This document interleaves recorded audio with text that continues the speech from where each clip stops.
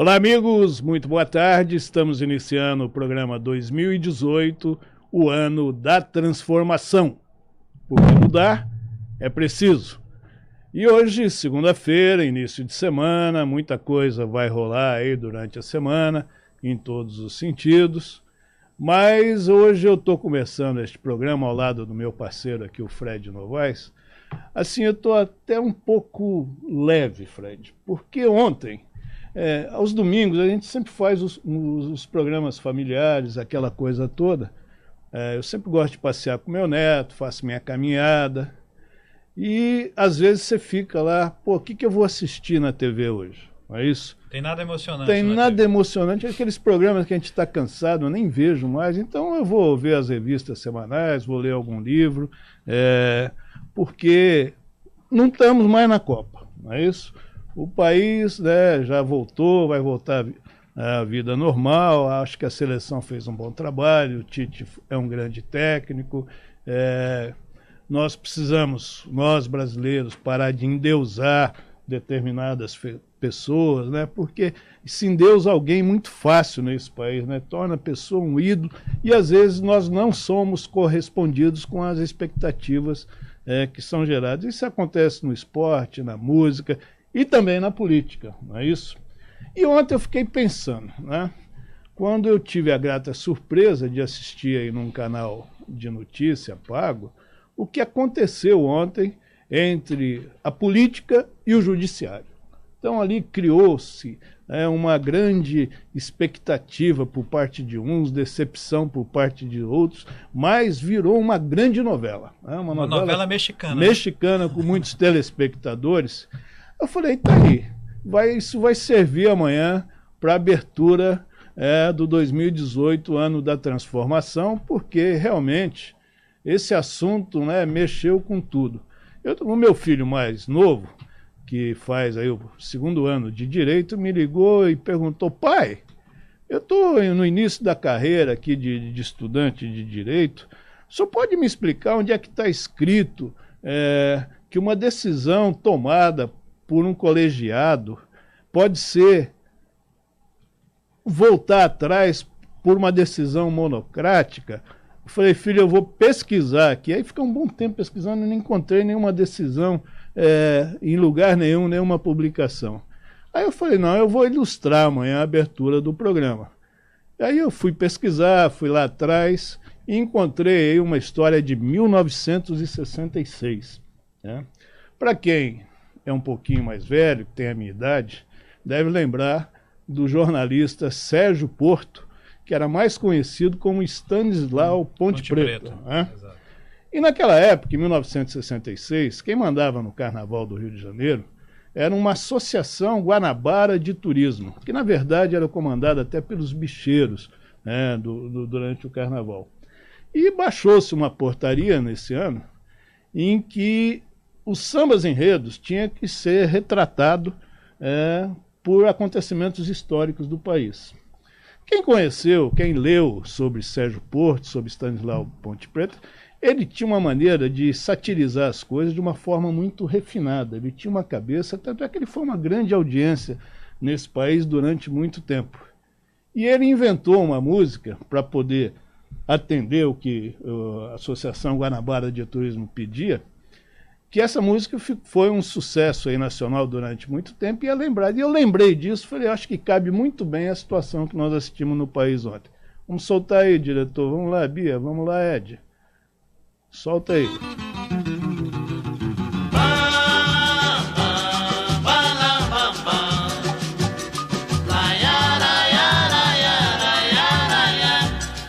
Este é o samba do crioulo doido. A história de um compositor que durante muitos anos obedeceu o regulamento e só fez samba sobre a história do Brasil, em tema da Inconfidência, abolição, proclamação, Chica da Silva. E o coitado do crioulo teve que aprender tudo isso para o enredo da escola. Até que no ano passado escolheu um tema complicado, a atual conjuntura. Aí o crioulo endoidou de vez e saiu esse samba. Foi em Diamantina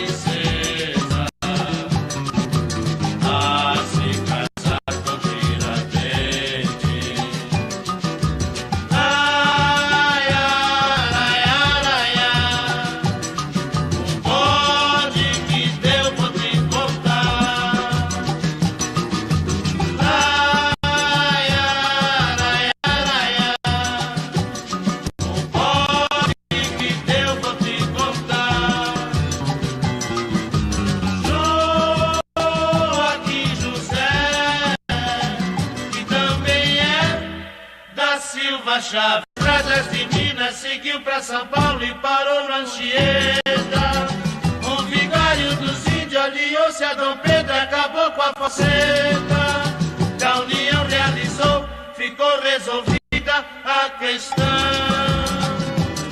E foi proclamada a escravidão. E foi proclamada a escravidão. Assim se conta esta história, que é dos dois a maior glória. A Leopoldina virou trem, e Dom Pedro é uma estação também. Oh, oh, oh, oh. O trem tá atrasado, já passou. Oh, oh, oh, oh. O trem tá atrasado, já passou. O trem tá atrasado, já passou. O trem tá atrasado, já passou.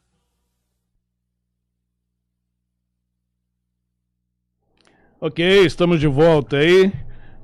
Nós brindamos aí vocês com essa música aí do Stanislau Ponte Preta, jornalista Sérgio Porto. Samba do Crioulo Doido. Depois que esse samba foi divulgado Brasil afora, ele atendeu o que a Associação Guanabara de Turismo pedia, e que era justamente para retratar a história do Brasil. Ele retratou da forma como ele sempre escreveu, satirizando essa normativa que foi baixada em 1966. E aí, o samba do Crioulo Doido, ele ficou uma expressão usada no Brasil para se referir às coisas sem sentido, a textos mirabolantes e sem nenhum nexo. Eu acho que foi o que aconteceu ontem no Brasil, é o que vem acontecendo há apenas 3 meses das eleições quase gerais, como eu sempre digo, né? Nós fomos eleger presidente da República, senador da República, deputado federal, deputado estadual. Fica de fora apenas os prefeitos e também os vereadores dos municípios brasileiros. Então, meus senhores, eu não sei neste momento como a gente deve agir, né?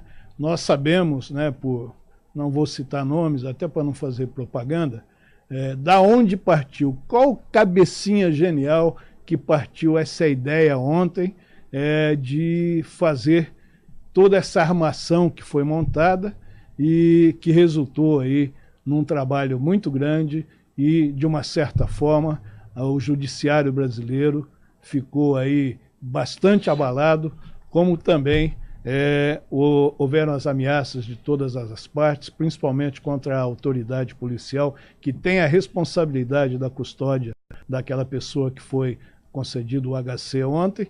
Então, tudo voltou dantes no quartel de Abrantes, ou seja, graças ao presidente do TRF4, ele pôs ordem na casa e agora as consequências hão de vir para aqueles que realmente cometeram essa brincadeira com o judiciário brasileiro. Eu estou hoje com o programa aqui, eu e o Fred, recebendo um pré-candidato ao Senado da República pelo partido do PDT, que veio aqui colocar para os senhores quais são suas perspectivas, quais são suas propostas para ocupar cargo tão importante em qualquer estado da Federação Brasileira, e notadamente aqui do nosso estado do Amazonas, que requer muito a participação dos senadores da República. Nós recebemos 2018, ano da transformação, porque tem que mudar, né, Fred? Verdade. O pré-candidato, mudar é preciso, o pré-candidato ao Senado da República, Dr. Wesley Aguiar, que é delegado da Polícia Federal há 15 anos, e colocou o seu nome para que os senhores possam avaliar e também, no dia 7 de outubro, se for o desejo dos senhores, levar a condição dele já como candidato, após as convenções, para as urnas e ele sair então vitorioso no pleito de outubro. Doutor Wesley, prazer em tê-lo aqui.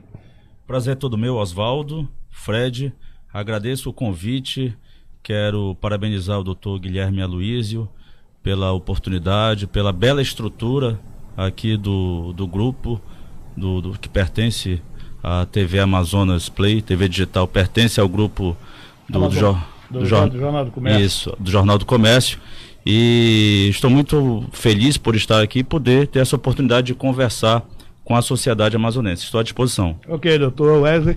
Eu normalmente, a primeira pergunta eu sempre pergunto ao pré-candidato por que ele está disputando, ele quer alcançar esse cargo a que ele se propõe.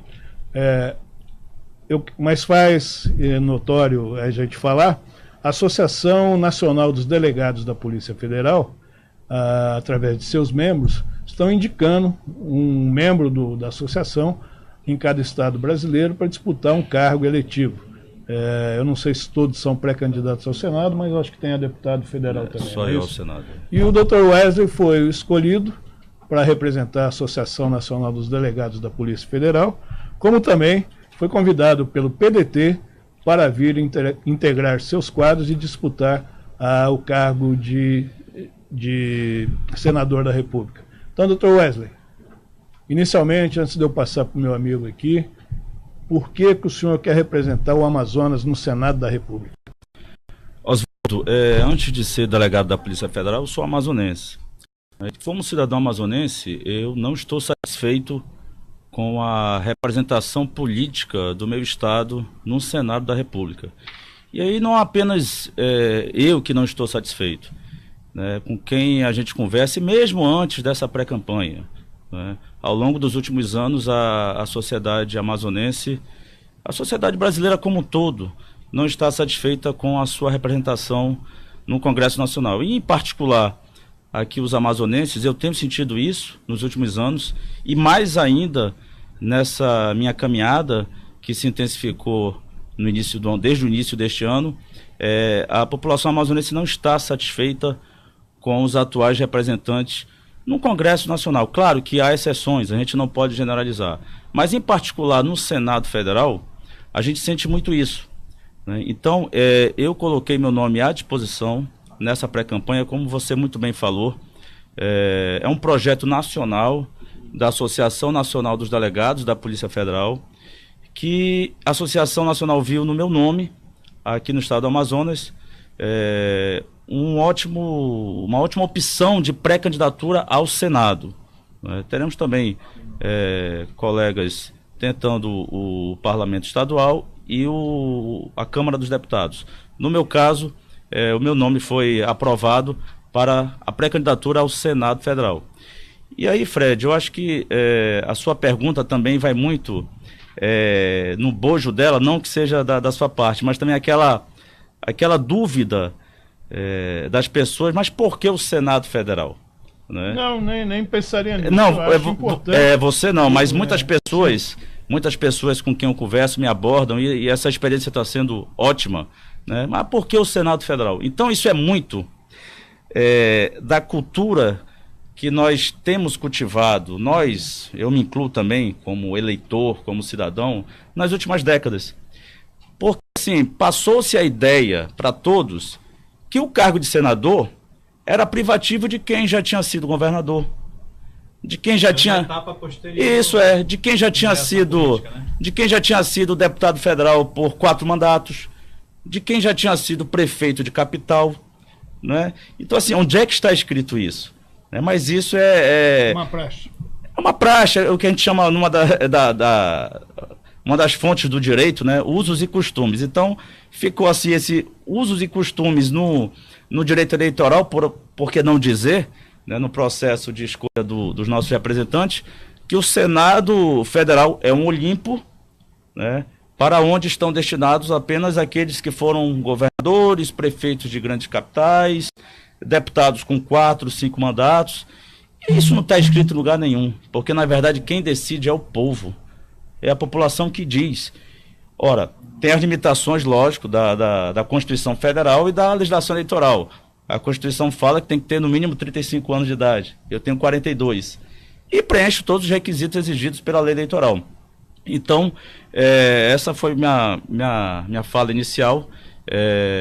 Acho que respondi a sua pergunta. Sim, e a gente pode desenvolver mais ao longo do programa. Ou seja, o Senado não é um clube fechado. Não é um clube fechado, exatamente. Então ele é aberto. E antes de passar aqui para o Fred, eu quero lembrá-lo que você pode participar ao vivo deste programa, enviando perguntas para o 98415-2544 no WhatsApp, ou da nossa página, interagir com a página da Amazon Play TV Digital no Facebook. Fred Novaes.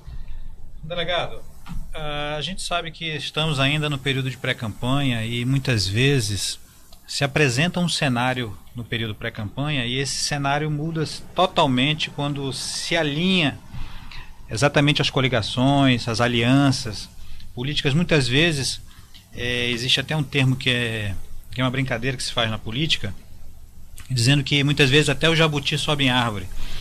Acontecem mudanças drásticas no cenário pré-campanha, né? Quando se estabelece o período realmente de campanha, das alianças. O senhor não teme a possibilidade, o senhor mesmo, como já disse aqui nos bastidores, que o senhor foi chamado a essa batalha tanto pela associação como também pelo próprio governador Amazonino Mendes, para ingressar no partido também, né? O senhor não teme que nesse período de alianças possa correr um risco de, por acaso, se realmente o governador definir realmente a sua candidatura à reeleição, de o senhor vir a perder, vamos dizer assim, esse apoio do governador por conta de possíveis alianças que ele venha a fazer com outras candidaturas? Bom, Fred, lógico que esse risco ocorre. Eu tive uma conversa muito franca com o governador Amazonino Mendes. Ele tomou conhecimento do projeto nacional da nossa associação, me chamou para conversar, né? Eu já fui secretário municipal dele, né, no ano de 2012, no último ano de mandato dele na gestão da Prefeitura Municipal. Eu fui titular da SMTU. Então, assim, eu já tinha uma experiência com o governador amazonino, né, por compor a sua equipe de governo. Então, assim, já quebra-se o gelo aí. Então, ele me chamou para conversar. Olha, eu tomei conhecimento de que você está com um projeto de entrar na política. Eu expliquei o nosso projeto político nacional da nossa associação e ele me convidou, fez o convite, então, para ingressar no PDT, mesmo sabendo qual era o cargo que eu pleiteava. Eu falei que queria me viabilizar a uma das vagas do Senado Federal, iniciar minha pré-campanha ao Senado, por achar que é plenamente viável, porque esse ano serão renovadas 2 cadeiras, né, dos 3 senadores que nós temos pelo Amazonas. Então é um projeto viável e mesmo assim ele reforçou o convite para ingressar nos quadros do PDT e autorizou que eu iniciasse a minha pré-campanha e assim o fiz. E eu posso dizer para você, Fred, aqui para o Oswaldo, que mais longe nós já estivemos. Eu acho que ainda estamos muito longe, né? Embora as convenções já se avizinham. Mas eu estou muito tranquilo porque, assim, eu não sou aquele político profissional, né? Vocês sabem aquela figura do outsider, né? Muito em voga, né? Nos últimos anos, aí, principalmente de 2016 para cá. Agora, lógico, eu não vou ser aqui hipócrita. Eu entrei na política, eu passo a ser um político, não é? Apenas assim, um marinheiro de primeira viagem, vamos dizer assim. Mas eu tenho uma experiência de vida muito grande. Eu tenho 22 anos de serviço público federal, 15 anos agora como delegado federal. Então, assim, por mais que a gente não tenha essa vivência político-partidária, mas a gente sabe também como é que funcionam as coisas, o sistema, as articulações. A gente também não tem nenhum menino nesse sistema, né? A gente entra já sabendo como é que as coisas funcionam. E as convenções se avizinham, o PDT, eu não entro muito nessa seara das articulações políticas.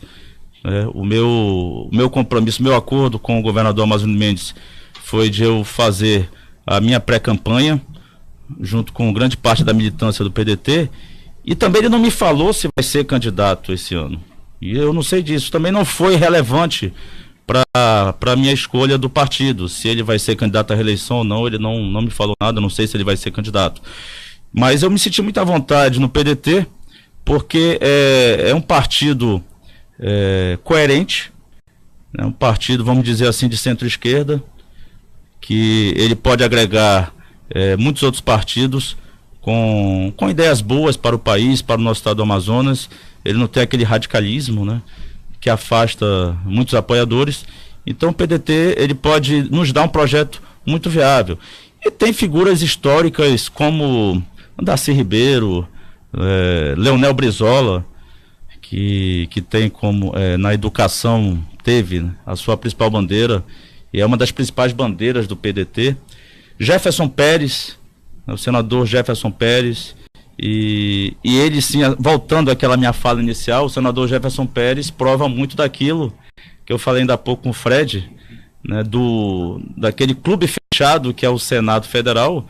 O senador Jefferson era vereador de Manaus e numa briga de Davi contra Golias se lançou para o Senado Federal. Ninguém dava muito valor, né, muita importância no início. Isso foi em 1994, não é isso? Se não me falha a memória. Foi. 94, e aí foi a grande surpresa, né, da eleição. E se tornou um ícone do Senado. Se tornou um ícone, e a gente costuma dizer no PDT, Jefferson Pérez vive, porque mesmo depois de 10 anos da sua morte, é impressionante como os discursos de Jefferson Pérez, as ideias dele, ainda estão vivas, e é como se ele falasse hoje para a nação, para a população brasileira. Então, é um partido que eu estou muito à vontade, e se eu levar lá na frente aquela famosa pernada política, né, que isso é muito comum, né, eu fico muito tranquilo, porque assim, eu tenho para onde voltar, sem qualquer prepotência, pedância, mas assim, eu tenho uma carreira na Polícia Federal, e essa carreira é que me viabilizou tentar colocar meu nome à disposição, porque antes de eu ser político, eu sou delegado da Polícia Federal, amazonense, que optou por lapidar sua carreira toda aqui no estado do Amazonas. Eu recusei diversos convites para ir embora do meu estado, para seguir carreira em outros estados, até em Brasília, mas eu optei por ficar aqui, porque eu amo o meu estado, e por isso que eu aceitei em 2012 o grande desafio de assumir a SMTU. Você sabe que a mobilidade urbana é um dos grandes problemas das grandes capitais brasileiras, e Manaus não podia ficar fora disso, e aceitei, até mesmo prejudicando um pouco minha carreira, mas eu sou manauara, então não podia, naquela época, recusar o convite do prefeito da minha capital. E uma das minhas características é justamente esse destemor, essa coragem. Eu acho que o homem público tem que ter coragem para mudar, para essa transformação. Agora, delegado, o senhor falou do partido PDT. Hoje, o pré-candidato à presidência do PT do PDT, é o Ciro Gomes. Por outro lado, o Ciro Gomes, ele defende a liberdade do ex-presidente Lula, ele defende a participação, inclusive, do ex-presidente dentro do cenário político. A minha pergunta que eu faço relacionada a isso: como é que o senhor vê esse posicionamento do pré-candidato do PDT em relação ao ex-presidente Lula, e qual é a sua opinião sobre essa situação verificada no dia de ontem, em torno inclusive envolveu a própria Polícia Federal em relação à soltura ou não soltura do ex-presidente? Assim, Fred, eu não tenho histórico, vivência de militância com o ex-presidente Lula. Eu estou entrando agora na política. Então, é claro que o PDT compôs a base aliada, apoiou o ex-presidente Lula, ex-presidente Dilma Rousseff, mas assim, a fala do presidenciável Ciro Gomes vai muito por essa militância que ele teve dentro do partido. Foi ministro, salvo engano, ele foi ministro do ex-presidente Lula, sim, né? E da Integração Nacional. Então, assim, ele está muito à vontade para falar sobre o Lula, né? No meu caso, eu ingressei no PDT, mas assim, eu não posso esquecer, e isso eu deixei muito claro para os dirigentes do PDT, que eu sou um quadro oriundo da Polícia Federal. E eu não posso aqui negar o excelente, brilhante trabalho que meus colegas delegados fizeram na Polícia Federal, na Operação Lava Jato. né? Então, assim, isso eu deixo muito claro, que não é porque eu estou entrando na política, me filio a um partido político, que eu vou falar mal da Operação Lava Jato. Porque se eu estiver falando mal da Operação Lava Jato, estou falando mal de colegas que eu conheço, né? Que inclusive protagonizaram aquele filme, Polícia Federal, Lei para Todos, um filme que o Brasil todo vibrou com aquele filme. Então, assim, isso aí está muito claro. Eu não vou também arranhar, ferir meus princípios por eventual acomodação partidária. Quando eu ingressei no PDT, todos sabiam que, olha, está vindo um delegado da Polícia Federal, que nunca teve filiação política, sempre foi um cara técnico, e está ingressando nos quadros aqui para tentar ser o pré-candidato ao Senado. Então, assim, essa fala foi do presidenciável Ciro Gomes. Eu não vou falar isso porque eu não tive essa vivência com o ex-presidente Lula, né? Ele não é meu amigo, nunca tive contato com ele, nunca conversei com ele. Agora, eu entendo que quem teve essa militância com ele nas últimas décadas foi da equipe de governo dele, do quadro de ministros, realmente deve ter um carinho por ele, uma fala mais... Um dos grandes argumentos que se tem, principalmente os apoiadores, que inclusive disputam a pré-candidatura também à presidência, é que um argumento talvez até vencido pelos fatos, mas ainda defendido, que é a questão da ausência de provas para a condenação e a prisão do ex-presidente. Provas essas que foram levantadas exatamente pelo trabalho árduo de investigação dentro da Lava Jato. Como é que o senhor vê isso? Como é que o senhor vê esse tipo de argumento de que o ex-presidente Lula está preso, condenado, mesmo não tendo havido provas, segundo a argumentação defendida por esses integrantes da política ligados à esquerda, ao PT, que defendem que não haja provas para a prisão e a condenação do ex-presidente? Certo. Inclusive, eu já ia até entrar nessa parte da sua pergunta. Eu não comungo dessa tese, né? Repito, se eu defender isso aí, eu vou estar rasgando todo o trabalho da Polícia Federal, de colegas delegados, que muitos deles eu conheço, né? Muitos são do meu concurso, contemporâneos, né? Da minha turma. Mas assim, Fred, o que ocorre? Eu costumo dizer o seguinte, aqui não é fugir da pergunta, não. O caso do ex-presidente Lula é um caso da justiça, não é? É claro que a gente vê aí nas redes sociais, na televisão, enfim, tem políticos, senadores que politizam a situação, né? Mas a questão, ela está judicializada e já tem inclusive sentença de primeira instância, já tem a confirmação dessa sentença na segunda instância, e agora o que se vai discutir nas instâncias superiores de STJ ou STF são questões meramente formais. Se o juiz Sérgio Moro era competente ou não, aquele cerceamento de defesa, perícia, né? Porque assim, hoje está numa fase que os advogados vão nas formalidades, não se discute mais os fatos, né? Os fatos já foram amplamente explorados, né? Então, assim, respondendo a sua pergunta, eu não comungo dessa tese, né? Eu creio que o caso tá julgado, né? Eu sou um legalista, sempre fui. Eu defendo o cumprimento das leis do Brasil, da Constituição, e eu não costumo, né, porque eu entrei agora na política, eu não costumo estar contestando decisão judicial. Eu acho que isso não é o caminho correto. Claro que tem políticos aí com mandato que só faltam chamar o magistrado de... Né? Ontem, inclusive, eu ouvi uma expressão de capitão do mato, né? Que o juiz Sérgio Moro era o verdadeiro capitão do mato, né? Quer dizer, são coisas assim, beira a irresponsabilidade. Nível né? baixo, né? Um nível muito baixo de um senador da República, né? Salvo engano, então de um deputado federal. Mas que seja deputado federal, seja senador da República, eu acho que a discussão não tem que ser por aí.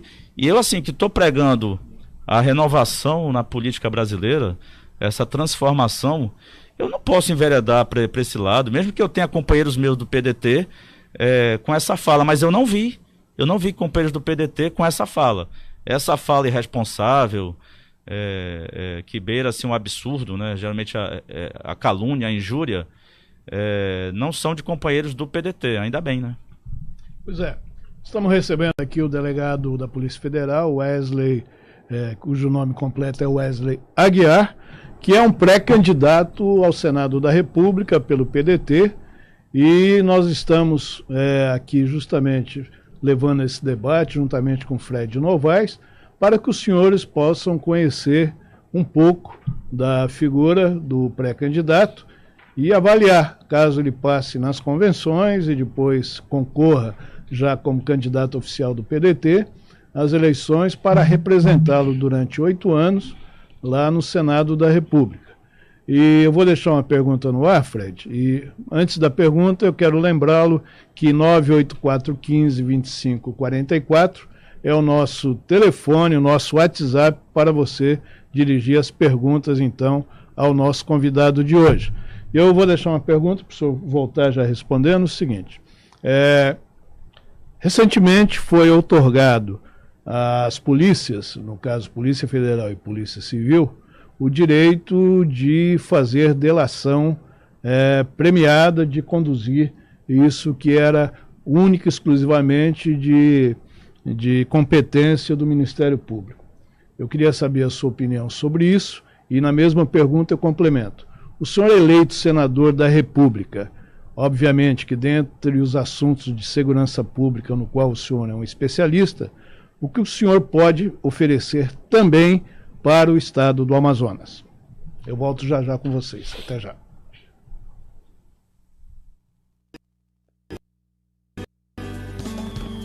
Tradição em cestas, assim como da 20 Hotel, com realização privilegiada, os metros do melhor shopping da cidade, amplo espaço para eventos empresariais e social.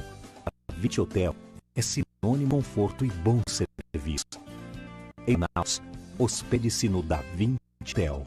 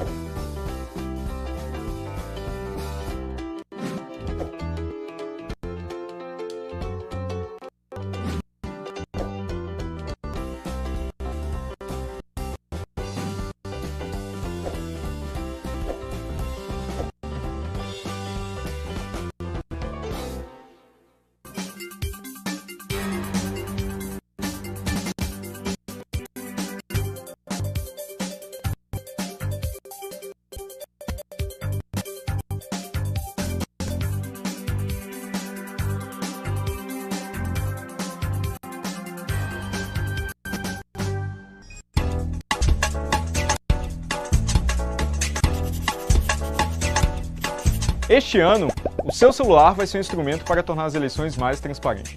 Eu vou te explicar por quê. Você pode nos ajudar a fazer uma fiscalização da apuração final dos votos. A missão é simples: fotografar um ou vários boletins de urna às 5 da tarde no dia das eleições. Boletim de urna, ou simplesmente BU, é uma espécie de extrato, um papelzinho como este aqui, com os totais de votos para cada candidato. Os mesários imprimem o BU e colam na porta da sessão eleitoral a partir das 5 da tarde. Você fotografa o BU da sua ou de várias sessões eleitorais com o aplicativo Você Fiscal para Android. Você também pode enviar fotos tiradas com seu celular e máquina fotográfica pelo site www.vocefiscal.org. O Você Fiscal vai reunir a maior quantidade possível de fotos e comparar com os dados publicados pelo TSE. Para saber direitinho como fotografar, clique aqui no link na descrição do vídeo que tem uma explicação bem detalhada. Mas espera! Você sabe por que estamos fazendo essa fiscalização? Meu nome é Diego Aranha, eu sou professor e pesquisador da Unicamp em Segurança Digital e Votação Eletrônica. Em 2012, eu era professor da Universidade de Brasília e participei de testes públicos de segurança da urna eletrônica organizados pelo TSE. A equipe que eu coordenei encontrou a primeira vulnerabilidade na urna em poucos minutos de investigação, mostrando que ela não é tão segura assim. Pois é, os programas que examinamos possuíam vulnerabilidades que não garantiam o sigilo do voto e abriam a possibilidade de manipulação dos resultados. O pior é que o TSE não realizou o teste de segurança este ano, então nem sabemos se os problemas foram resolvidos ou não. Nosso desejo maior é que o sistema fosse livremente auditável pela sociedade, com código aberto e com registro físico do voto verificável por você, eleitor, sem risco para o sigilo e permitindo auditoria e recontagem. Mas como hoje, nem os programas nem os resultados são diretamente auditáveis pela sociedade, decidimos, pelo menos, fiscalizar o que acontece com o nosso voto depois da votação. Com o apoio de mais de 1.000 pessoas que fizeram doações pelo Catarse, conseguimos financiar o aplicativo Você Fiscal. Todas as fotos que nós vamos tirar dos boletins de urna no dia da eleição vão chegar para a equipe do Você Fiscal, que irá processá-las e compará-las com o resultado publicado pelo TSE. Se um BU impresso estiver diferente do eletrônico, conseguimos detectar erro ou fraude na transmissão dos resultados. E com muita gente usando, a gente consegue calcular um resultado independente, que pode identificar distorções no resultado oficial. Vamos também dar uma lição de transparência. Todos os dados serão públicos, todo o código será aberto para que você possa verificar nossa fiscalização. Então, é como eu disse, o seu celular vai ser um instrumento para tornar as eleições mais transparentes. Espalhe essa ideia. Foto do BU às 5 da tarde.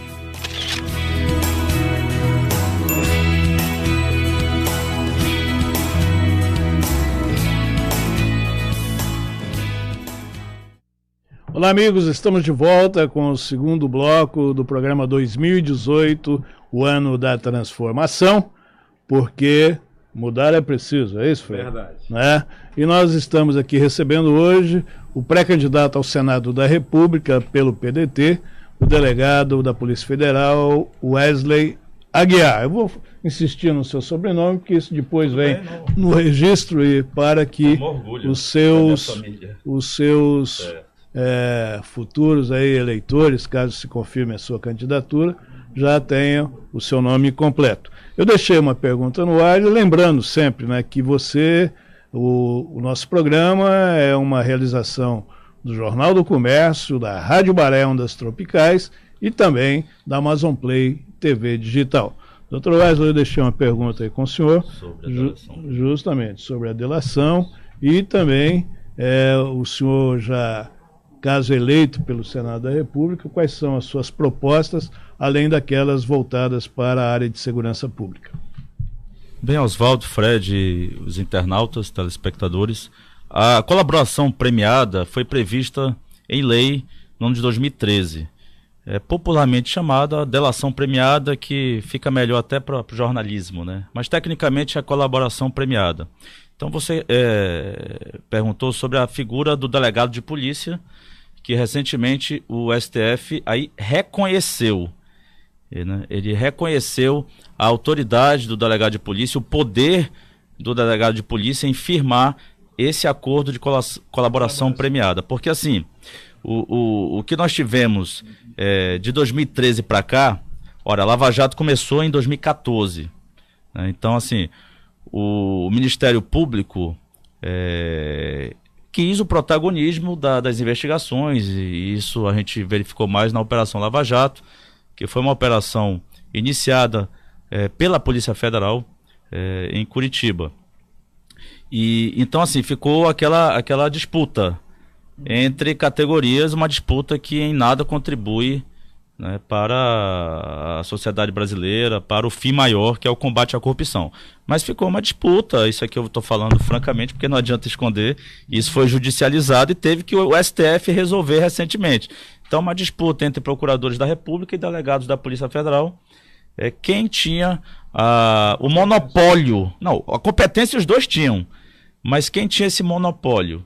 Então isso foi questionado no STF, e o STF recentemente apenas reconheceu que o artigo da lei de 2013 é constitucional e que o delegado de polícia pode também firmar acordo de colaboração premiada. Tanto para Sim, delegado de polícia, isso, delegado de polícia. É porque a gente costuma presenciar isso mais no âmbito federal, na Justiça Federal, mas delegado de polícia civil também pode firmar acordo de colaboração premiada.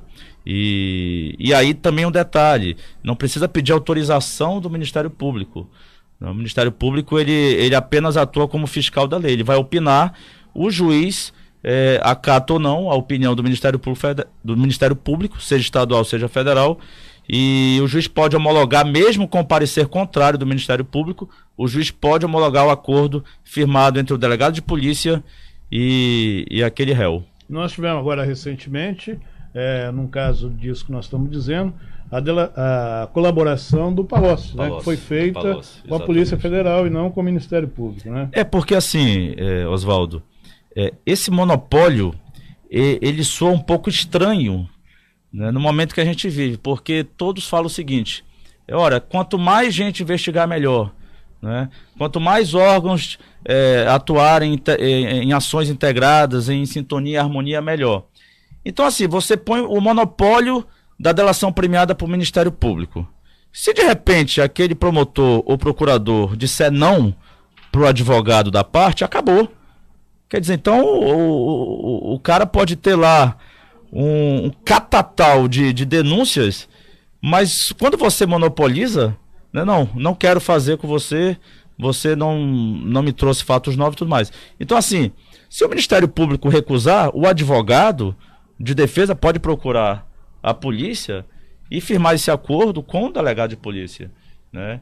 E no final das contas é o juiz quem vai decidir se homologa ou não esse acordo. Então, eu acho o seguinte, no espírito da lei da colaboração premiada de 2013, quanto mais órgãos estiverem investigando com um fim maior, que é o combate à corrupção, melhor. Agora, em termos de delação premiada, temos essas duas autoridades, o promotor ou o procurador da República e o delegado de polícia, seja civil, seja federal, podendo firmar essa delação premiada.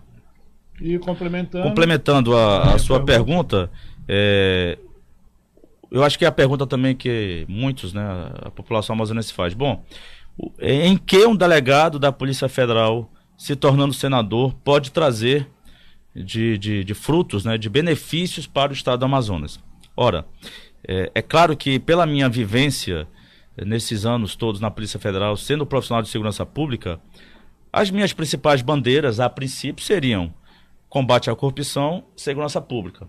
Agora, eu não posso restringir a apenas isso, né, porque o nosso estado tem problemas assim, enfim, aí tem a moradia, tem a questão do desenvolvimento sustentável, do turismo, a Zona Franca, que é a principal bandeira de qualquer parlamentar federal, mas é lógico que, no primeiro momento, as pessoas me associam, né, profissional de segurança pública. Bom, e aí, o que pode fazer para melhorar? Recentemente foi aprovado o Sistema Único de Segurança Pública, uma lei assim espetacular no papel. É aquela história, né? No papel as leis são maravilhosas, tem que pôr em prática.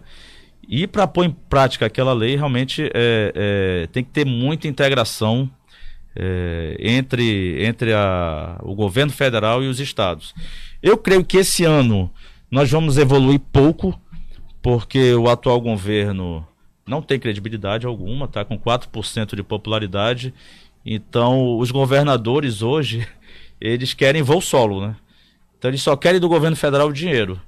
Mas, passando disso, eles não querem qualquer outra parceria política. E aí nós temos que... Nem aparecer na fotografia. Tanto é que o presidente quase não viaja mais, né, pelo Brasil. Mas, então, assim... E a questão de segurança pública aflige demais os governadores, né? E o presidente da República, por muito tempo, ficou ali naquele seu pedestal, dizendo, olha, isso aí não tem nada a ver comigo. Só que, assim, justiça seja feita, o atual presidente criou o Ministério da Segurança Pública. Isso é uma sinalização política no seguinte sentido: olha, agora a segurança pública é problema do governo federal também. E aí os parlamentares federais têm que atuar de forma mais firme, porque nós temos agora o Ministério da Segurança Pública. Então, trazendo aqui para a nossa realidade, o nosso principal problema aqui nós temos uma das principais rotas de narcotráfico internacional do mundo. Não é do Brasil, é do mundo. Isso é um problema que, né, está aqui, no nosso quintal, vamos dizer assim. que, claro, todos sabem, mas ali começa por Tabatinga, que faz fronteira com Letícia, e vem ali na rota dos Solimões, até desaguar aqui na cidade de Manaus, que sofre com a criminalidade urbana em razão desse narcotráfico. Eu não vou entrar aqui em números, até porque eu não posso, são dados sigilosos, mas se nós formos ver o efetivo da Polícia Federal no estado do Amazonas, o efetivo da Polícia Rodoviária Federal, é brincadeira. Então, assim, é brincar de fazer segurança pública no norte do país. Isso aí é omissão, é culpa do governo federal. A gente fala muito do governo estadual, mas essa questão do efetivo, né, a parte que o governo federal pode contribuir, que é com o efetivo das suas polícias, que é a federal e a rodoviária federal, ele peca muito. E aí nós temos que ter um parlamentar, pelo menos para fazer um discurso. Eu nunca vi um discurso, pelo menos um discurso, né, reclamando sobre esse efetivo das polícias federais aqui no norte do Brasil. Nós temos um grande vazio. Vou dar um exemplo para você, Fred e Oswaldo, dessa ausência de força política. Nós temos um estado do tamanho, né, todos sabem, do Amazonas, continental, e nós temos a Polícia Federal aqui em Manaus, e vamos ter uma delegacia da Polícia Federal somente em Tabatinga, né? E enquanto nós temos outros estados com dimensões territoriais bem menores, que tem 4 delegacias no interior, 4, 5, Rondônia tem 3 delegacias da Polícia Federal no interior. E o Amazonas nós só temos Polícia Federal em Manaus e a delegacia em Tabatinga. Aí temos postos em Santo Antônio do Içá, em São Gabriel e em Tefé. Mas posto não tem nenhum poder de investigação. Posto ficam alguns agentes da Polícia Federal, não é? Mas não tem o delegado, não tem o escrivão, não tem o cartório, não tem a investigação de crimes, a polícia judiciária. Eles fazem mais um papel de polícia ostensiva nesses postos. Então, assim, isso é culpa de quem? É do governo do estado? Não. Isso é culpa do governo federal. Então, assim, a principal rota de narcotráfico internacional do mundo, nós temos aí a ausência da Polícia Federal, do estado. Nós tínhamos que ter uma delegacia da Polícia Federal em Tefé. Nós tínhamos que ter uma delegacia da Polícia Federal no sul do Amazonas, ali em Apuí, por exemplo. Teríamos que ter também um posto, pelo menos um posto da Polícia Federal no Baixo Amazonas, ali na região de Parintins, porque antes de se tornar a delegacia, nós temos que ter um posto da Polícia Federal, né? Do posto evoluir para uma delegacia. Então, assim, tem o Sistema Único de Segurança Pública, que a lei é muito bonita, mas para tirar do papel, primeiro investimento e aumentar esse efetivo das polícias federais aqui no norte do Brasil. Isso precisa de um trabalho político em cima forte. Nós estamos lutando há décadas, há décadas não, mas vamos lá, na última década, nos últimos 10 anos, para ter uma delegacia da Polícia Federal em Tefé. E essa delegacia não sai, por falta de força política no Congresso Nacional. O senador marcar uma audiência, ir lá com o ministro, antes era o ministro da Justiça, agora o ministro da Segurança Pública, levar um projeto, levar o superintendente da Polícia Federal, levar o diretor-geral da Polícia Federal e dizer, olha, nós temos ali no Médio Solimões uma população de 400 mil pessoas, a corrupção impera, o crime ambiental, a extração mineral, o narcotráfico impera, os piratas imperam. Nós temos a base de Urucu lá, que sofre muito com a questão das organizações criminosas, roubo de combustível. Então nós temos muitos problemas ali no Médio Solimões, mas não tem uma delegacia da Polícia Federal. Falta força política em Brasília. E para conseguir essa integração, que é defendida até pelo Sistema Único de Segurança, como que poderia fazer essa articulação para conseguir efetivar isso aí, na sua avaliação? Bom, eu acho que assim, nessa parte de integrar as polícias estaduais com o Ministério da Segurança Pública, que tem como seu braço operacional a Senasp, Secretaria Nacional de Segurança Pública, aí a figura do parlamentar federal não influencia tanto. Aí é mais a questão de um secretário de segurança atuante, de um governador. É claro que um senador abre muitas portas em Brasília. Isso que eu queria dizer. Demais. O senador da República é o mais alto cargo legislativo do país e ele realmente é ouvido muito pelo executivo. Até porque, né, Oswaldo, tanto faz ser Roraima, Piauí, Minas, São Paulo, Amazonas. Né? São três. Isso. Né? Então a força de um senador em Brasília é muito grande. Diferentemente de um deputado, que o Amazonas tem 8 deputados federais, Minas Gerais tem 52, São Paulo tem 70. Então há um desequilíbrio aí. O problema todo, na minha opinião, doutor e Fred, é que existem alguns donos de mandato, que não são donos, né, porque ele é outorgado pelo povo, que tem determinados assuntos que eles não gostam de mexer porque não dá voto. Isso é muito comum a gente ouvir, principalmente nas prefeituras aqui do interior. Tem prefeito que nos preocupa muito em algumas ações que são importantes para o coletivo, para a comunidade, porque pode atrapalhar. Então, eu vejo que dentro do novo conceito de se fazer política nesse país, também tem que mudar o pensamento, né? Tem que mudar Perfeito. A forma de se fazer a política, entendeu? Pensando na comunidade, pensando no todo, né? A pessoa está lá, mas não garante que ele vai voltar daqui 4 ou daqui 8 anos. Perfeito, Oswaldo. Só para complementar, eu costumo dizer o seguinte, que não tem concurso público para deputado federal, para senador. Então, a autoridade está lá, é um mandato. Foi o povo que colocou lá. Só que assim, tomam conta desse mandato, dessa cadeira, como se fosse seu, e nós temos visto nos últimos anos uma desconexão, né? É uma dessintonia. A pessoa está lá e passa a defender, assim, de forma até constrangedora, a figura de determinada pessoa, de determinado líder. E eu não quero aqui fulanizar, que não é meu papel, mas é porque eu também estou insatisfeito. Estou insatisfeito com a representação política e esquece a população amazonense, que foi quem colocou aquela pessoa lá. Mas até voltando a essa questão que o senhor falou logo na primeira resposta, o senhor não está satisfeito com essa representação, né? A gente percebe subliminarmente que o senhor está se referindo aí à senadora Vanessa, eu imagino que sim, pelo fato dela ter utilizado boa parte do seu mandato para ser a defesa do ex-presidente Lula no Senado, ao lado da atual presidente do PT, a Gleicy Hoffmann. Eu queria que o senhor pudesse detalhar um pouco mais essa sua insatisfação com relação a essa representação no Senado. Em que pontos a gente pode, o eleitor que está nos vendo, ele pode também se vestir dessa sua insatisfação até para ter opção de renovação para a cadeira no Senado Federal?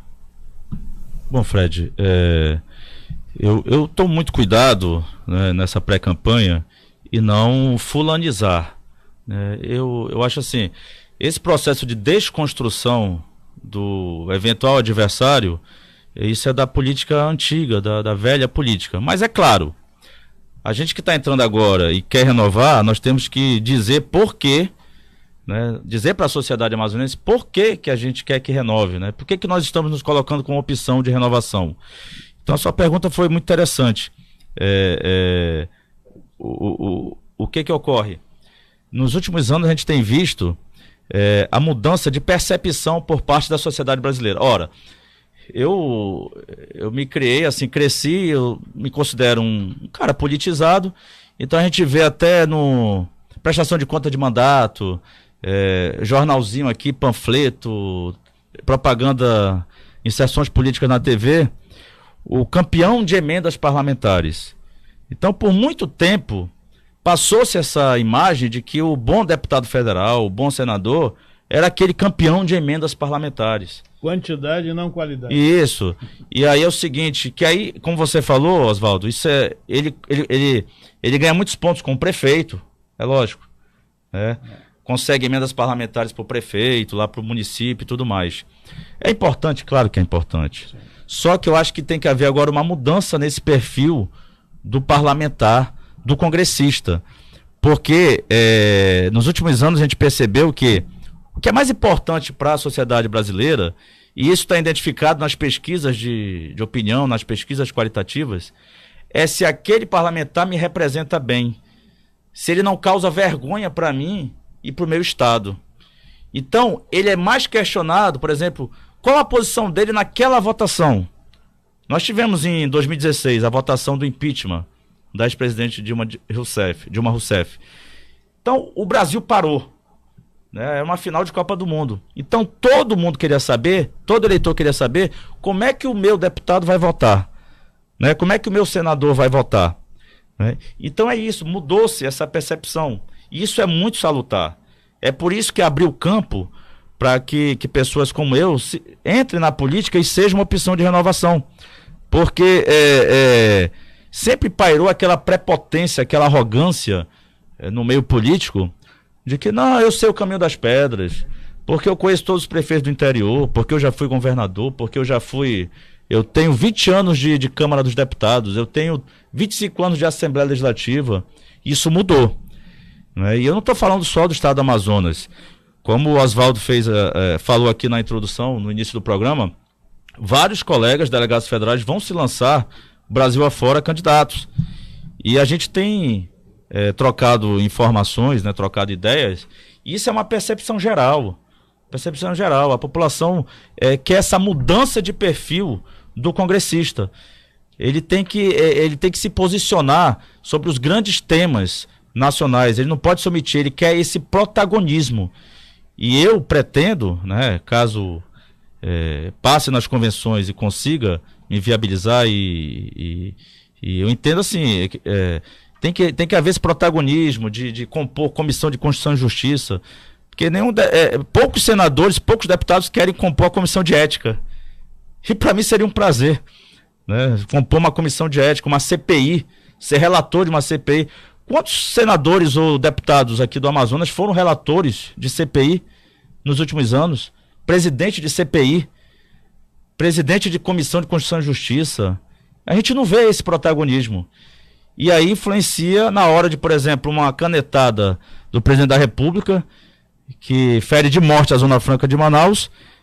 Não adianta você ter sido governador, ter 20 anos de deputado federal, ter 25 anos de Assembleia, ser prefeito de capital, porque você não tem credibilidade para chegar lá no Congresso, lá no Planalto, perdão, no Palácio do Planalto, e questionar, né?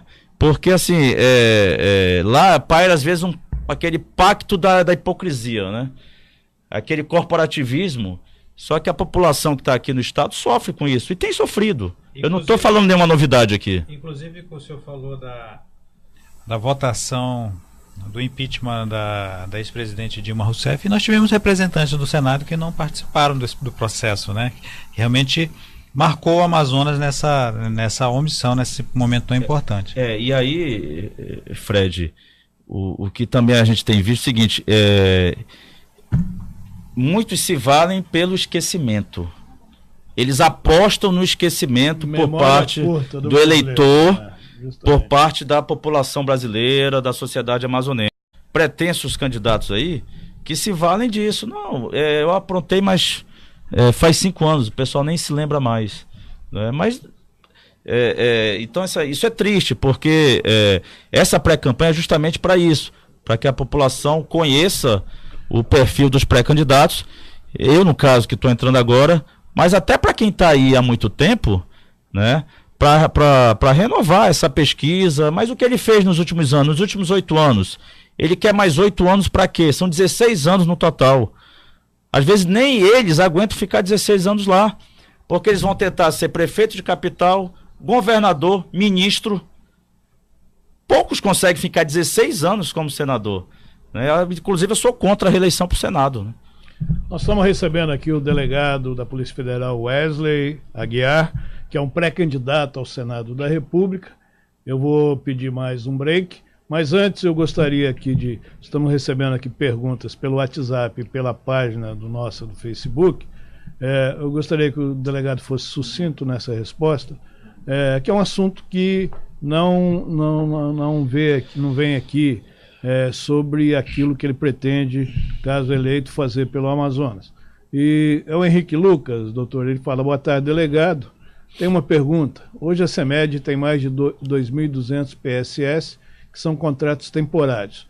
A Lei Municipal 1425/2010 diz que esse tipo de contrato é apenas para situações excepcionais e acredito não haver mais essa excepcionalidade, já que tem mais de 5 mil aprovados. Tem alguma chance na justiça? O que o senhor acha? Eu acho que é uma pergunta mais técnica do que... não sei se o senhor gostaria de responder isso. O PSS, que não foi concurso público, é o processo seletivo simplificado com análise curricular. O que ele pondera é o seguinte, tem 5 mil vagas já em aberto, não é isso? A demanda? Não, 5 mil aprovados. Em concurso público. Em concurso público, que não foram chamados. Que não foram chamados. Isso. E esses temporários, né, do PSS estariam ocupando a vaga deles. A vaga deles. Isso aí é o seguinte, o Tribunal de Contas tem como resolver isso aí. O Tribunal de Contas do Estado é firmado um TAG, um termo de ajustamento de gestão, para esse tipo de caso aí. Eu não vou me aprofundar muito, né, sendo sucinto, mas eu concordo, porque é o seguinte, aí é a questão da teoria dos motivos determinantes, né? A discricionariedade da prefeitura em fazer o concurso. Mas já que fez o concurso tendo vaga e tendo os aprovados, por que não chamar? Aí gera um direito público subjetivo para que esses aprovados consigam suas vagas. O problema é que tem 2.200 temporários ocupando essas vagas. Então esse imbróglio só o Tribunal de Contas do Estado para resolver, na minha opinião. Ok. Creio que aí o Henrique Lucas já foi atendido aí na sua colocação. Eu vou pedir então mais um comercial, mais um break aqui na Amazon Play TV Digital, Jornal do Comércio, Rádio Baré, no programa 2018, o ano da transformação. Porque mudar é preciso. Até já. Manaus tem a tradição de receber bem seus turistas, assim como o Da Vinci Hotel, com uma localização privilegiada a poucos metros do maior shopping da cidade e amplo espaço para eventos empresariais e social. O Da Vinci Hotel é sinônimo de conforto e bons serviços. Em Manaus, hospede-se no Da Vinci Hotel.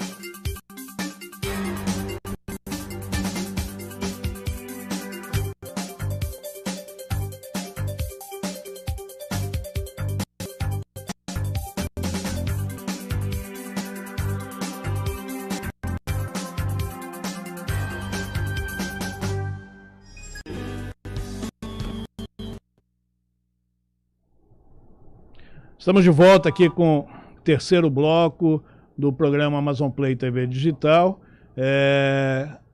aqui com o Jornal do Comércio e Rádio Baré, recebendo hoje o delegado federal, que é um pré-candidato ao Senado da República, pelo PDT, e nós estamos aqui, eu e Fred Novaes, que deu uma saidinha, foi ali na redação, mas já voltou, porque amanhã você tem que ler o seu Jornal do Comércio. O Jornal do Comércio amanhã vai estar repercutindo o que aconteceu ontem no Brasil com esse problema do ex-presidente Luiz Inácio Lula da Silva, o HC que foi favorável lá por um desembargador do TRF4 e que gerou toda aquela polêmica, que foi a maior audiência ontem da televisão brasileira em cima disso. E o Fred tem grandes novidades para isso, né, Fred? O que tem hoje no Jornal de amanhã? Olha, tem muitas questões importantes e interessantes, mas inclusive no Senado, uma pauta muito importante para o setor da construção civil e também o setor imobiliário de uma forma geral é a possibilidade de votação da questão do distrato. que isso certamente impacta consideravelmente aí os empreendedores por conta das mudanças nas regras. E certamente esse aí é um assunto que a expectativa é medir a força que hoje o setor da construção tem nas suas articulações junto ao Senado, né? E esse é um teste bem interessante que acredito que possivelmente teremos essa resposta amanhã. Ok, eu pergunto, então, aproveito aqui a presença do pré-candidato, que realmente o setor da construção civil alavanca muito a economia brasileira, mas ao mesmo tempo tem as contrapartidas nesses contratos existentes, que às vezes o consumidor ele fica meio desprotegido, né? E eu acho que esse é um posicionamento importante que um senador da República deve ter voltado para essa população. Bom, Oswaldo, eu não tenho conhecimento do projeto de lei, né, não li ainda esse projeto de lei, mas em tese eu acho que tem que ter segurança jurídica, né, para as duas partes. Todos nós aqui somos consumidores, né, adquirimos imóveis, né, então assim, isso é um tema que abrange a todos, é de interesse de todos. Hoje no país, o grande problema, tanto para o cidadão como para o empreendedor, para o empresário, é a questão da segurança jurídica, né? Então, eu vou inclusive comprar amanhã o Jornal do Comércio e quero me inteirar mais sobre esse assunto, essa pauta que está lá, desse projeto de lei que vai à votação. Fred Novaes.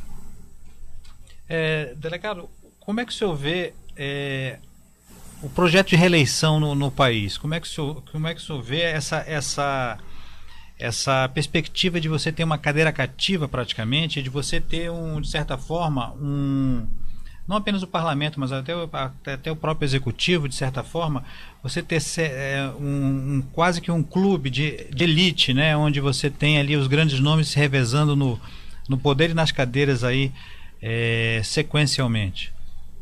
Bom, Fred, eu sou a favor da reeleição. Eu acho que para o executivo 4 anos é muito pouco para que o governante, principalmente em capitais, né? Capital, governador e presidente, 4 anos. E o agravante é que nesses 4 anos nós temos no meio do mandato eleição, né, as eleições municipais. Então isso atrapalha demais. Então não dá para fazer quase nada em 4 anos. Pode até dar um município do interior, o prefeito de um município desses aí, dependendo da quantidade de habitantes, eu acho que em 4 anos dá para ele fazer um bom trabalho. Agora, quando a gente sobe mais o nível para capital, governo e presidência da República, aí 4 anos é muito pouco. Então eu sou a favor da reeleição. Para o parlamento, eu sou a favor da reeleição também, vereador, deputado estadual, deputado federal, porque a natureza dela é proporcional. Agora o detalhe, para o Senado, eu já penso diferente. Por quê? Primeiro que o mandato é muito elástico. São 8 anos. Né? E eu acho que todos os outros cargos públicos nós temos 4 anos. Né? E o Senado tem 8 anos. Então assim, já começa aí aquilo que o Oswaldo falou, aquele clube fechado. Então, de se autoproteger, porque aquilo ali é o Olimpo, né? Então, todos os demais têm 4 anos de mandato, mas nós aqui vamos ter 8 anos. E aí você imagina uma reeleição para mais 8 anos. São 16 anos. Sendo que o formato dessa eleição do Senado é majoritário. Então, assim, a chapa, o PDT, a coligação a qual ele pertencer, vai ser montada com 2 candidatos ao Senado. Vai ser o governador e 2 candidatos ao Senado. Então a natureza, na essência, essa eleição é majoritária. Então, por ser majoritário, por que ter esse direito à reeleição? Para ficar mais 8 anos. E mais 8. Então, pode ficar até 24 anos. Isso é uma vida. 16 anos para mim já é uma vida. Então, eu sou contra a reeleição do Senado. Aí quem está me assistindo pode dizer, é contra porque não está lá. Eu sou muito sincero, né? A pessoa está ouvindo, ele está contra porque ele não está lá ainda. Quando ele estiver lá, ele não vai ser contra. Eu vou me posicionar. É difícil mudar, né? Porque isso aí depende de uma PEC, de uma proposta de emenda à Constituição. Agora eu te garanto o seguinte, Fred, a pessoa com 8 anos de mandato, eu vou deixar de falar assim na primeira pessoa, que como é uma pré-campanha, né, a gente evita muito se colocar lá na frente, mas com 8 anos de mandato, fazendo uma avaliação do seu mandato, você conclui que não foi a contento, que não satisfez aos anseios da população, tem que partir para outro. Ou para o executivo, ou para um cargo de vereador. Agora ficar mais 8 anos, são 16 anos. Depois parte para outra reeleição, são 24 anos. E a gente percebe que o principal de muitos, não podemos generalizar, repito, mas buscam o quê? O foro privilegiado, né? Então essa questão do foro privilegiado, que tecnicamente é o foro por prerrogativa de função, mas as pessoas conhecem mais como foro privilegiado. A manutenção desse foro privilegiado, nós vimos aí, a Operação Lava Jato desvendou grandes esquemas de corrupção, o maior esquema de corrupção do mundo, que foi o da Petrobras, e com suas ramificações. Para quê? Para financiamento de campanha política. Campanha para o Executivo Federal, ok, mas a gente vê grande parte dos envolvidos sendo do parlamento, deputados federais e senadores. Isso para o quê? Para a manutenção do foro privilegiado. Fred. Perfeito. Hoje a gente percebe uma grande disputa para quem é uma visão, vamos dizer assim, mais liberal e uma visão do país um pouco mais tradicional. Isso você vê nas redes sociais, é comum você observar essa polarização constante que você percebe até mesmo hoje, talvez nos 2 principais pré-candidatos à disputa presidencial, né? O ex-presidente Lula sendo, vamos dizer assim, o ícone dessa visão mais liberal e o deputado federal Bolsonaro como, vamos dizer assim, essa visão mais ligada mais conservadora. E diante disso tem alguns pontos polêmicos que são determinantes muitas vezes do apoio de determinados grupos a um candidato ou outro. Então, diante disso, a pergunta que eu faço ao senhor: como é que é a sua posição com relação à lei do desarmamento que temos no país? E a outra é sobre a situação do aborto. Como é que o senhor se posiciona em relação a esses 2 temas que são determinantes da visão política e geralmente de posicionamento de vida, né, de determinado candidato? Certo. Aqui é minha posição pessoal. Certo. Embora seja pré-candidato, né, do PDT ao Senado da República, mas pessoalmente eu tenho uma formação cristã, né, com relação ao aborto. Eu sou contra a abertura de mais hipóteses para o aborto, porque assim, o aborto já existe no Brasil, né? Já há as hipóteses previstas em lei, em que a mulher pode interromper a gravidez de forma legal, não cometendo crime.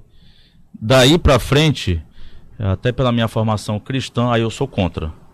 Nesse ponto eu sou conservador, ainda que o meu partido possa ter correntes com posições contrárias. Com relação ao Estatuto do Desarmamento, seria muito fácil aqui para mim, na condição de delegado da Polícia Federal, falar aqui para o internauta, para o telespectador: olha, eu sou contra o armamento da população. Porque quem está me assistindo vai dizer: pô, para ele é fácil falar isso, porque ele é da Polícia Federal, ele tem arma, né? Ele tem arma em casa, ele pode portar. Então, assim, se colocando no lugar da população, eu creio que hoje os requisitos eles são bem rígidos. Eu sou a favor de uma flexibilização desses critérios, porque eu creio que o empresário, pagador de impostos, gerador de empregos, né, ele tem direito de ter uma arma. Agora, essa arma, você falou do porte, mas assim, pelo menos o registro da arma, dele adquirir arma para mantê-la em casa ou no seu local de trabalho. Isso aí eu sou muito favorável, porque o porte é você poder, como o nome já diz, portar. Então você sai de casa com ela, põe no seu carro, vai passear de lancha, ela está na lancha, está na motocicleta, enfim, é o porte, né? Não tem, a princípio não tem restrições. Mas assim, hoje em dia até para adquirir uma arma está difícil. E eu sou favorável que a pessoa tenha na sua residência ou no seu local de trabalho. Então, o cidadão é dono de uma padaria, ele pode manter uma arma lá na sua padaria, no cofre. No escritório jurídico, lá no seu escritório, o advogado pode ter uma arma, manter no escritório jurídico, o escritório de contabilidade, o jornalista, enfim, essas pessoas que comprovem uma ocupação lícita, né, que pagam seus impostos, ficha limpa, né, eu sou favorável. O pré-candidato delegado Wesley, eu gostaria de entrar agora num assunto com o senhor que vai para o desenvolvimento do Estado. Eu acho que o senador da República ele tem uma função muito importante e ele pode contribuir muito para buscar vertentes de desenvolvimento num Estado como o nosso, que é um Estado continental, com 1000 problemas de todas as naturezas, mas que nós temos hoje um modelo Zona Franca, um modelo que tem aí os seus anos já, que trouxe e traz contribuição para o Estado. Temos aí mais de 50 anos pela frente garantido constitucionalmente esse modelo, mas nós estamos vendo que está se passando por cima de tudo que a lei prevê em relação à Zona Franca de Manaus. E a competitividade, ela está se tornando assim uma coisa fora do comum, né? E também a participação de países vizinhos lá do Mercosul, que estão abrindo as suas portas, estão oferecendo vantagens comparativas ao que é oferecido pelo modelo Zona Franca, que de uma certa forma leva as pessoas a pensarem em investir seus capitais no Paraguai, por exemplo. Aqui, além da distância, da logística, de tudo aquilo que a gente debate constantemente no Jornal do Comércio, aqui no programa, nós temos o problema da BR-319, nós temos esse problema da canetada que é dada pelo Executivo por falta de opção, numa greve que eles foram pegos de surpresa, entre aspas, porque eles sabiam que poderia acontecer alguma coisa, o problema dos caminhoneiros, e isso, quem está pagando a conta é o Amazonas, é o modelo Zona Franca. Então eu queria que o senhor também, para a gente sair um pouquinho da seara aí da segurança, na qual o senhor é um especialista, que o seu pensamento também sobre tudo isso. Fred, Oswaldo, eu até por ser amazonense, então, desde que eu me entendo por gente, vamos dizer assim, a gente vê essa luta para a preservação da competitividade da Zona Franca de Manaus, porque assim, não basta apenas prorrogar, ela tem que ser competitiva na comparação, que atraia o empresário. Agora, o que eu percebo também, como cidadão, é que sempre a Zona Franca foi bandeira política para a manutenção de certos políticos no poder. Então, isso que nós estamos vivenciando, essa canetada do presidente Temer, que, veja só, é canetada mesmo, porque é um decreto. Então, um decreto, para que a população entenda bem, o decreto não passa pelo Congresso Nacional, por aquele processo legislativo, aquele trâmite todo. Literalmente é uma canetada. A Casa Civil minuta ali um decreto, submete ao presidente da República e ele assina o decreto. Então, assim, nós temos um modelo que está respaldado na Constituição Federal, né? E aqui eu rendo as homenagens ao Bernardo Cabral, né? O senador Bernardo Cabral, que foi, na época, o relator geral da 1988, na nossa Constituição Federal. E aí, por um decreto, tem esse alvoroço todo, e aí você vê os parlamentares correndo da sala para a cozinha, né? Pegos de surpresa, mas assim, e aí eu volto àquela situação da representação política, porque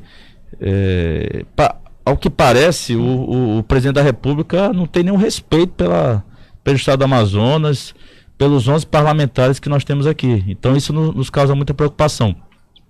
Então, assim, fora essa questão política de utilização eleitoreira dessa bandeira Zona Franca de Manaus por algumas pessoas, eu tive cuidado, né, de ler o Jornal do Comércio desse final de semana, e aí, bem a propósito, nesse contexto que vivenciamos, a questão do turismo.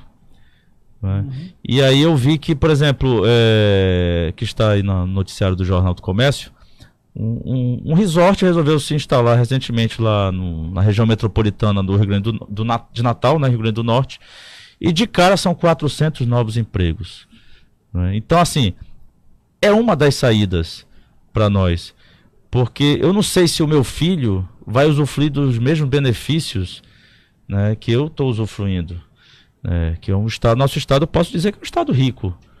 A gente pode ter também complexo de vira-lata. Nós vivemos muito bem aqui, o funcionalismo público tem ótimos salários. Tanto é que nós temos visto aí, nos últimos anos, Manaus tem entrado na rota dos concurseiros a nível nacional. Então aqui o poder público paga muito bem salário. Paga por quê? Porque o estado é rico, arrecada e tudo mais. Mas isso um dia vai acabar. E eu acho que a saída seria o turismo. Aí entra a questão da aviação. Nós tivemos um festival de Parintins, aí a passagem aérea é cara. Aí teria que fazer uma audiência pública. Vai culpar a empresa aérea? Ela vai apresentar a planilha de custos, vai dizer que o sistema funciona dessa forma. Mas então, assim, temos que incentivar o turismo. Aqui nós só temos hotéis de selva. Precisa de alternativa. Hotéis de selva, a capacidade de hospedagem é muito baixa.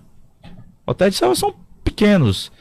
Não são grandes resorts como nós vemos no Ceará, né, no Rio Grande do Norte, em Pernambuco, ali na região sul do Brasil. Então, assim, me preocupa realmente essa questão da Zona Franca, porque eu percebo assim que eu não sei se as próximas gerações vão usufruir desse, vamos dizer assim, não chega a ser um Eldorado aqui, mas nós vivemos muito bem. Hoje nós podemos dizer que vivemos muito bem. Agora, lógico, a figura do parlamentar federal, seja o deputado federal, seja o senador, ele tem que levar até a presidência da República modelos de desenvolvimento, e aí passa muito por discussões, e tem que envolver a Universidade Federal do Amazonas, a Universidade do Estado do Amazonas, porque é na academia que nós vamos encontrar as soluções. Eu, porventura chegando lá, sou um representante político, eu não sou obrigado a dominar todos os assuntos, todas as matérias. Eu sou um especialista em segurança pública, em combate à corrupção. Mas desenvolvimento sustentável, nós temos mestres, doutores na UEA, na UFAM. Aí vai dizer, e eles não apresentaram essas propostas? Claro que apresentaram. Mas falta alguém pegar isso aí e colocar em prática. E executar. Seja o governo estadual, seja os congressistas levarem isso para os ministérios. Porque, assim, os ministérios, você também não pode demonizar, né, o governo federal. Você precisa levar algo viável, um projeto viável para os ministérios. E aí a questão do turismo, acho que foi muito oportuna essa reportagem de capa do Jornal do Comércio, que eu vejo como uma das saídas para o nosso estado do Amazonas. Eu vou pedir aproveitar a deixa aí do nosso convidado, Fred, dizer para você, por que você não experimenta o Jornal do Comércio?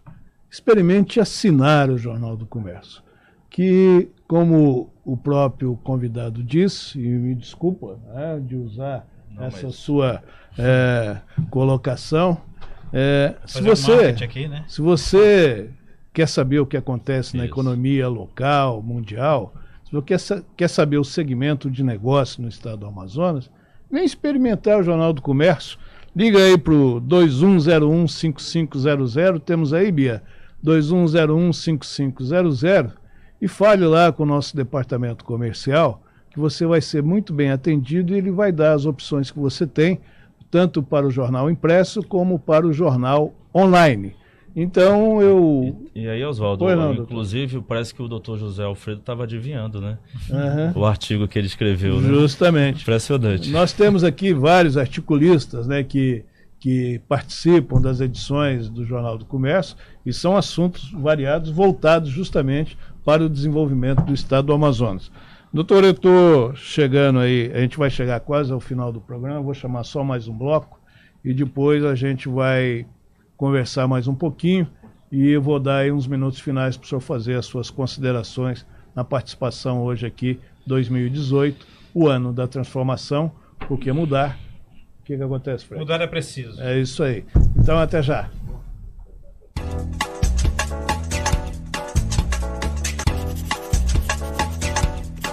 Este ano, o seu celular vai ser um instrumento para tornar as eleições mais transparentes. Eu vou te explicar por quê.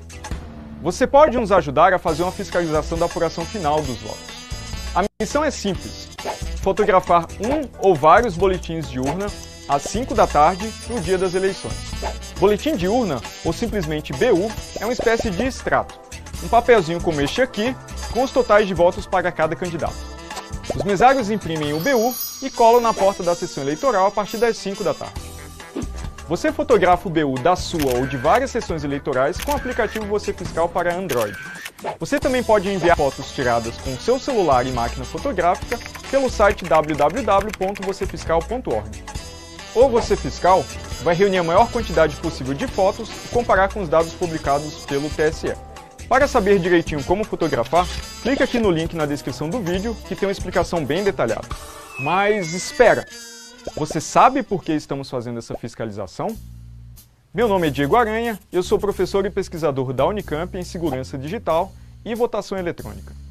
Em 2012, eu era professor da Universidade de Brasília e participei de testes públicos de segurança da urna eletrônica organizados pelo TSE. A equipe que eu coordenei encontrou a primeira vulnerabilidade na urna em poucos minutos de investigação, mostrando que ela não é tão segura assim. Pois é, os programas que examinamos possuíam vulnerabilidades que não garantiam o sigilo do voto e abriam a possibilidade de manipulação dos resultados. O pior é que o TSE não realizou o teste de segurança este ano, então nem sabemos se os problemas foram resolvidos ou não. Nosso desejo maior é que o sistema fosse livremente auditável pela sociedade, com código aberto e com registro físico do voto verificável por você, eleitor, sem risco para o sigilo e permitindo auditoria e recontagem. Mas como hoje, nem os programas nem os resultados são diretamente auditáveis pela sociedade, decidimos, pelo menos, fiscalizar o que acontece com o nosso voto depois da votação. Com o apoio de mais de 1.000 pessoas que fizeram doações pelo Catarse, conseguimos financiar o aplicativo Você Fiscal. Todas as fotos que nós vamos tirar dos boletins de urna no dia da eleição vão chegar para a equipe do Você Fiscal, que irá processá-las e compará-las com o resultado publicado pelo TSE.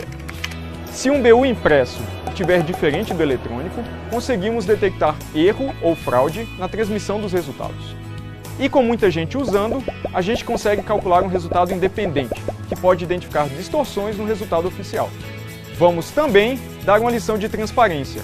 Todos os dados serão públicos, todo o código será aberto para que você possa verificar nossa fiscalização. Então, é como eu disse, o seu celular vai ser um instrumento para tornar as eleições mais transparentes. Espalhe essa ideia, foto do BU às 5 da tarde.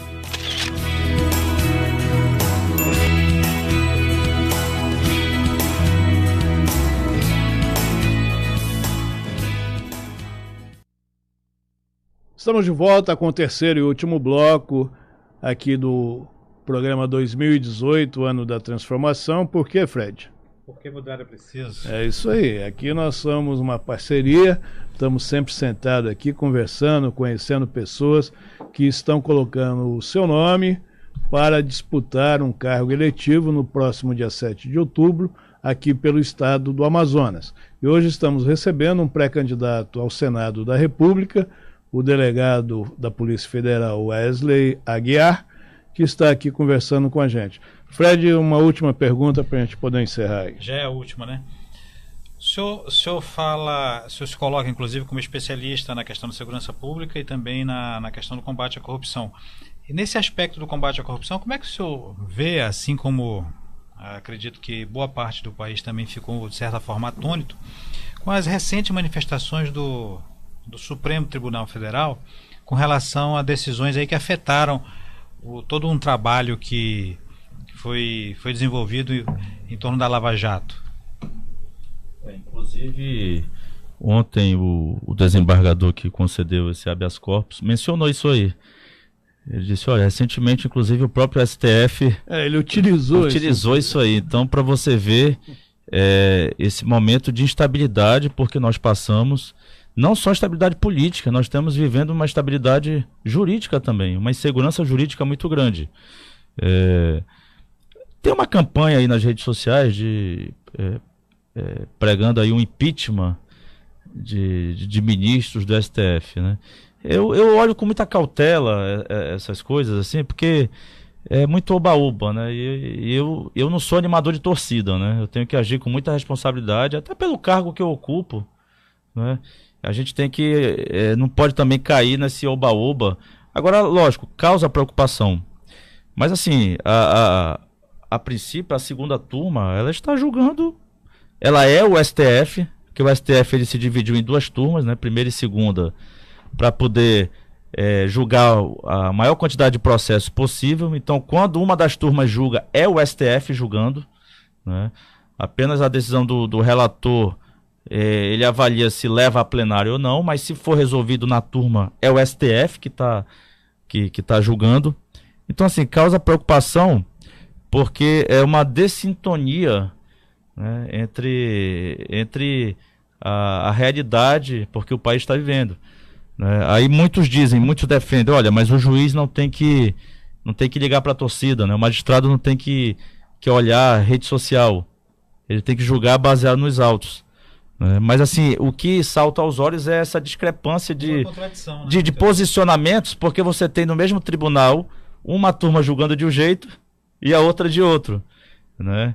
E aí, felizmente, o advogado de defesa ele não pode escolher para qual turma direcionar sua petição, porque aí tem o processo lá, a distribuição do sistema, salvo nos casos de prevenção, diferentemente do que ocorreu agora no plantão, que o plantão é divulgado, né, com uma certa antecedência, então o advogado de defesa já sabia quem iria ser o desembargador plantonista. E foi no dia da eliminação da seleção brasileira, né? Então, quer dizer, foi realmente... Até o horário foi muita coincidência, né, do protocolo, né? Uma tragédia total. Pois é. Muito bem. A gente vai chegar ao final, participação de Fred Novaes, editor-chefe do Jornal do Comércio, e eu vou deixar aí os nossos microfones, doutor, para as suas considerações finais e para que o senhor se dirija aí aos nossos amigos que estão seguindo sempre a Amazon Play TV Digital e Jornal do Comércio. Oswaldo, Fred, novamente agradecer aqui na pessoa do Dr. Guilherme Aloysio, presidente do grupo, essa oportunidade. Eu acho que vocês estão na vanguarda, porque um horário nobre desse, né, das 17 até as 18h30, nesse momento de pré-campanha, a menos de 3 meses das eleições essas que, segundo os especialistas, marqueteiros políticos, cientistas políticos, são as eleições mais importantes desde 1989. Então, o serviço que vocês estão fazendo aqui, trazendo os pré-candidatos, é de suma importância. E quando me perguntam, poxa, Wesley, e aí, será que vai dar certo? Não vai? Eu digo, olha, já deu certo. E só no fato de eu estar aqui já é prova disso. Porque é a primeira vez que o Amazonas tem um delegado da Polícia Federal amazonense como pré-candidato ao Senado da República. Isso nunca ocorreu na história política do Amazonas. Então é justamente para sacudir o debate, para dar essa opção para a sociedade amazonense de conhecer, de comparar. Se tiver outro pré-candidato melhor do que eu, tudo bem, porque eu não sou o dono da verdade, não quero ser aqui melhor do que os outros. Porque a gente quer melhorar, o que eu costumo dizer, renovação com qualidade. Não é o novo pelo novo, é o novo com qualidade, né? Tendo coragem e honestidade como as duas principais virtudes, não se esqueçam disso. Então, o recado final é esse, que passando a Copa do Mundo, o Brasil já foi eliminado, as pessoas têm que se envolver nesse processo de discussão política, porque a omissão dos cidadãos de bem nas últimas décadas é que levou o Brasil a chegar a esse momento, porque nós passamos. Uma boa noite a todos. Ok, agradeço aí a presença do pré-candidato, doutor Wesley Aguiar, que é delegado da Polícia Federal há 15 anos e que está colocando o seu nome aí para a sociedade amazonense avaliar e ver se vai outorgar a ele uma procuração para representar o povo do Amazonas nos próximos 8 anos no Senado da República Federativa do Brasil. Eu agradeço aí a sua presença, agradeço a sua participação, doutor Wesley. Obrigado. Meu parceiro aqui, Fred Novaes, doido para ir para a redação, porque ele tem muitas notícias quentes amanhã no Jornal do Comércio. E eu encerro o programa de hoje pensando o seguinte: se Stanislau Ponte Preta estivesse vivo hoje, o que será que ele inventaria para a situação brasileira? Nós mostramos no início o samba do crioulo doido, que tem muito a ver com o que está acontecendo nesse país. E aí, grande jornalista Stanislau Ponte Preta, que utilizava esse codinome, que é um nome até, uma coisa, um pseudônimo, o que você faria hoje para a nossa sociedade brasileira? Eu agradeço aqui a audiência dos senhores. Na próxima quarta-feira estaremos de volta, sempre às 17 horas, e nós vamos receber mais um pré-candidato ao Senado da República. Eu acho muito importante a gente mostrar esse leque de pessoas que estão voltadas, que é o vereador de Manaus, o Valério, que vem aqui contar aqui por que ele quer ser senador pelo estado do Amazonas na eleição agora do dia 7 de outubro. Obrigado e até quarta. Até mais.